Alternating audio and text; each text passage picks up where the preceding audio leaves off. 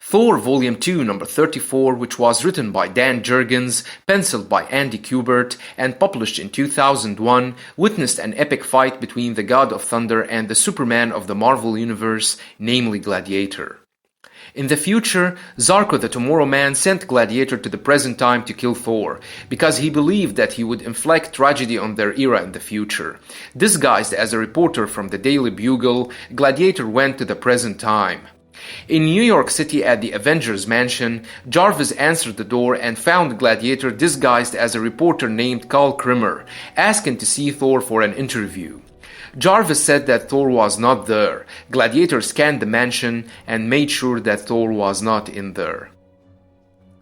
On a nearby rooftop, Thor and Terran, known as Thor Girl, faced off, cause she wanted to be tested. She blasted him, but he managed to tank the blast with Mjolnir. She then hurled her hammer and knocked him through a building into the next one. Thor was surprised at her power and thought that he should not be holding back anymore. She told him that she knew he was Jake Olson and wanted to stay with him. He changed into Jake, while she transformed herself into a form of a normal teenage girl. They did not know that they were watched by Gladiator, who was floating above them. They went to the hospital, where Jake asked if Terran could stay with Hannah Fairmont, who was engaged to Jake, and her daughter Amanda, who was still upset about the whole situation between Jake and her mother.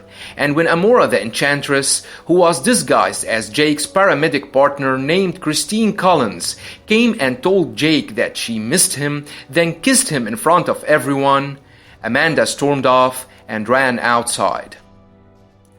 Jake ran out after her. Down the street, she turned into an alley and bumped into the disguised Gladiator. Jake arrived and told him to put her down, but Gladiator blasted him with heat beams from his eyes. He then dropped Amanda and revealed his true identity. Jake transformed into Thor and attacked Gladiator. He pounded on him, saying that they have met before, but Gladiator looks older now.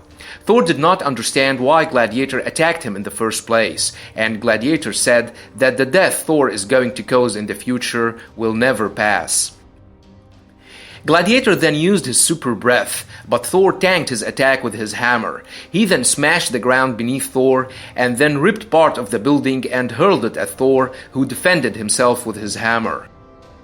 Using his super speed, Gladiator managed to drop Mjolnir and knocked it away to land at the airport. He then pulled off one of his most impressive feats of strength when he knocked out Thor with one mighty punch, sending him flying away to crash into the back of a truck that Amanda happened to be running by in her flight.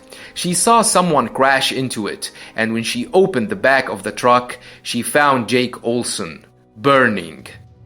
Although playing the role of the bad guy in Thor's book, Dan Jurgens clearly showed how powerful Gladiator is, being able to knock out Thor with a punch and to force him to revert back to his alter ego. He also emphasized the fact that Gladiator could have killed Jake, had not Amanda, Thor Girl, and Christine intervened to save his life. Gladiator landed and demanded to know where Thor is, not knowing that the unconscious Jake is Thor himself. But before he could do anything, Thor Girl intervened and attacked Gladiator, who retaliated by blasting her with his heat beams, but that wasn't enough to put her down, as she hit Gladiator with her hammer.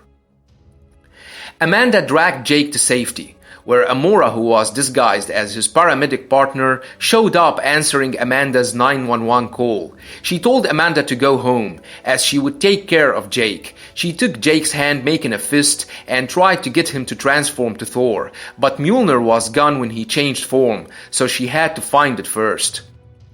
Meanwhile, the fight continues between Gladiator and Thor Girl, buying Christine the time to find Mjolnir and save Jake's life. Using his super speed, Gladiator dropped a water tower on Thor Girl and then froze it using his breath, encasing her in a block of ice. Christine sensed Mjolnir landed at the airport and managed to arrive to get to it before Gladiator found them. She wrapped Jake's hand around the hammer and helped him to strike the ground just as Gladiator came crashing down on top of him. Gladiator was a bit late, as Jake managed to transform to the god of thunder. Thor blasted Gladiator and knocked him away. Their battle, however, endangered a plane that was coming in for landing. Thor and Gladiator decided to stop fighting in order to save the plane and the innocent lives on board. They managed to bring it down safely. Thor then unleashed his full power on Gladiator, enraged that he keeps making accusations of some future nightmare that Thor is responsible for without showing any proof. Thor pounded on Gladiator and said that he must be fooled by a cunning foe, and that he cannot hold back anymore. Thor Girl then arrived and blasted Gladiator, knocking him unconscious, with Thor stating that her power rivals that of Odin himself. So as we saw, Gladiator was powerful enough to send Thor into oblivion with a single punch, forcing him to revert back to his alter ego. Jurgens made it clear that without Thor's sidekicks around, Gladiator would have killed Jake Olson, but that would never happen in a canon story taken place in a Thor's book.